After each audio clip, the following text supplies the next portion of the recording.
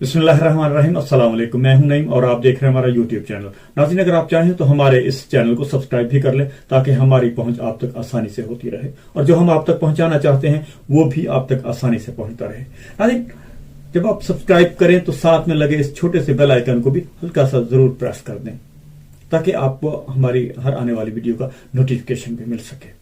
नाज़रीन, अदालत का फरीकैन के खिलाफ बाकायदा तौहीन अदालत की कार्रवाई शुरू करने का फैसला। फरीकैन को शोकास नोटिस भी जारी कर दिए गए। साबिक जज राना शमीम आज अदालत में पेश नहीं हुए। चीफ जस्टिस ने अखबार की हेडलाइन पढ़ने की हिदायत की।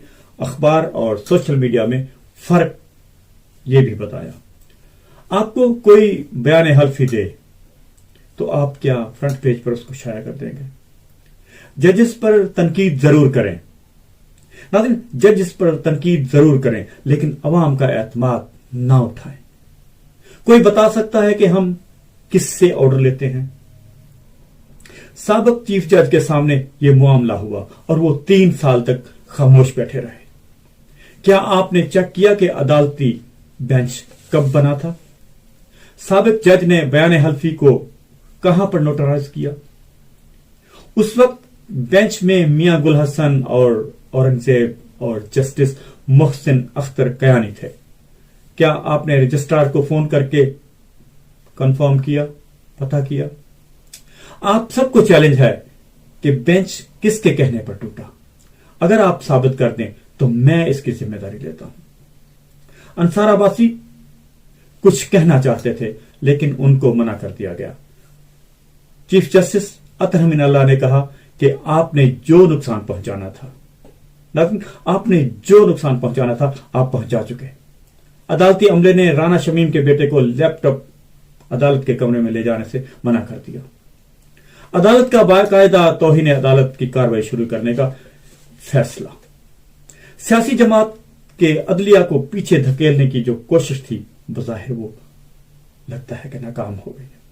आज की समाअत में जो साबिक chief justice of Pakistan Saqib Nisar पर जो इल्जामात लगाए गए थे या लगवाए गए थे, लंदन में बुलवाकर एक साबिक चीफ जज राना शमीम वो खुद आज अदालत में हाजिर नहीं हुए और हाई कोर्ट के चीफ जस्टिस अतर मिनल्लाह ने बाकायदा तौहीन अदालत की कार्रवाई शुरू करने का फैसला कर दिया। इस मौका पर अतर मिनल्लाह ने कहा कि जज पर तनकीद जरूर करें। नाज़रीन, जज पर तनकीद जरूर करें मगर अवाम के एतमाद को ठेस ना पहुंचाए। अवाम का एतमाद अगर अदालतों से उठ गया तो आप जानते हैं कि क्या होगा।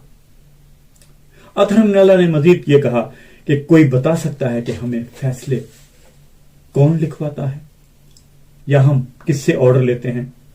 मैं चीफ जस्टिस हूं। अगर मेरे सामने कोई ऐसी बात करे तो मैं फौरी तौर पर सुप्रीम जुडिशल काउंसिल चला जाऊंगा। जबकि साबिक जज राना शमीम साहब 3 साल तक खामोश बैठे रहे। इदारों को दबाव में लाने के लिए यह कैसा तरीका है? एक ऐसा हल्फनामा जो अदालत के सामने आया ना ही हुकूमत के सामने आया, उसको एक अखबार अपनी जीनत बनाता है और उसको मेन पेज पर, फ्रंट पेज पर हेडलाइन बनाता है। इस पर अतर मिनल्लाह ने अखबार के मालिक और रिपोर्टर से पूछा और कहा कि अखबार की हेडलाइन पढ़ें। नाज़रीन, अखबार की हेडलाइन पढ़ें। लगता है ऐसा कि जिस तरह नवाज शरीफ माजी में सुप्रीम कोर्ट के ऊपर हमला करवाया था, जस्टिस कयूम की ऑडियो टेप आपने सुनी होगी। एक जज जो अरशद मलिक साहब थे उनकी वीडियोस भी आपने देखी होंगी। अब एक हल्फनामा आ गया। क्या यह तरीक है कि अदालत और इदारों को खौफजदा करके फैसले अपने हक में करवाए जाएं या उनको इस तरह मुलायम किया जाए? अदलिया का एतमाद, अगर अवाम का अदलिया से एतमाद उठ गया तो आप जानते हैं कि क्या हो सकता है। आम पब्लिक का ख्याल है कि इंसाफ लेने के लिए, नाज़रीन, आम अवाम का ख्याल है कि इंसाफ लेने के लिए सिफारिश और पैसा दोनों बहुत जरूरी है। क्या वजह है कि माफिया के खिलाफ कार्रवाई नहीं होती?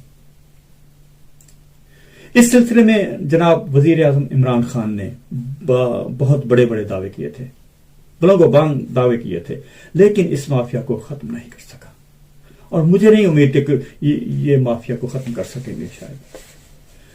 نواز شریف لندن میں بیٹھ کر غیر ملکی آقاؤں کے ذریعے پاکستان کی سیاست پر اثر انداز ہو رہے ہیں. لیکن یہ بھی کہنا غلط نہیں ہوگا کہ ادارے بھی بالکل غیر جانبدار نہیں. ادارے بھی اپنی مداخلت کرتے ہیں. ان کی مداخلت جو ہے وہ کہیں نہ کہیں پر آپ کو نظر آتی ہے. طاقتور حلقوں کی وجہ سے اتحادیوں کو پھر واپس آنا پڑا ہے. جو کل تک بہت آنکھیں دکھا رہے تھے اتحادی، ان کو پھر واپس آنا پڑا ہے. جو اتحادی کل تک بہت بڑی بڑی باتیں کر رہے تھے، اپنے آپ کو الگ کرنے کی کوشش کر رہے تھے، آج ان کی ہوا نکل گئی ہے. ناظرین، بعض حلقے آج کی عدالتی کارروائی پر بہت خوش ہیں، کیونکہ اگلے کچھ دن یہ خبریں چلتی رہیں گی. عدلیہ اسی طرح بدنام ہوتی رہے گی، عدلیہ کو یہ لوگ بدنام کرتے رہیں گے اسی طرح. لیکن نون لیگ کے لیے آج کی کارروائی سے تکلیف میں اضافہ ہوگا. یہ آپ بات لکھ لیجئے، اس کارروائی سے ان کو تکلیف پہنچے گی جب اس کا حتمی فیصلہ ہوگا. یہ ان کے لیے ان کے خلاف جائے گی یہ کارروائی. بظاہر ہماری جو خیال ہے وہ یہی لگتا ہے کہ ان کے خلاف جائے گی یہ بات، کیونکہ یہ ثابت نہیں کر پائیں گے کہ ایک چیف جسٹس نے اس جج کے سامنے ایسی باتیں کی. کوئی ایسا چیف جسٹس کسی ایک جج کے سامنے اس طرح کی بات کیسے کرے گا؟ اگر اس نے کچھ 2 نمبر کام کرنا بھی ہے تو وہ اس کے پاس اور بہت سارے طریقے ہیں. کیا وہ کسی جج کے سامنے یا پبلک کے سامنے بیٹھ کر اس طرح کا کام کرے گا؟ بظاہر ایسا لگتا نہیں. لیکن دیکھتے ہیں آگے اگلی کارروائی میں کیا ہوتا ہے. تو اگر آپ کو آج کی ہماری یہ ویڈیو اچھی لگے، پسند آئے، تو اسے لائک شیئر ضرور کیجیے گا. ملتے ہیں ایک اگلی ویڈیو میں، تب تک کے لیے اللہ حافظ. پاکستان زندہ باد.